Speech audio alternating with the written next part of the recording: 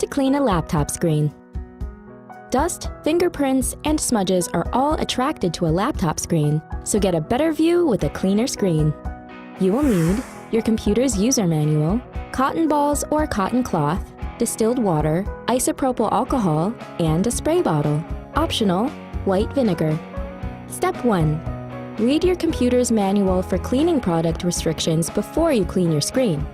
Step 2. Turn off your monitor. Wipe the screen softly with a dry cotton ball or dry cotton cloth to remove any dust. Step 3. Mix a solution of 50% distilled water with 50% isopropyl alcohol in a spray bottle.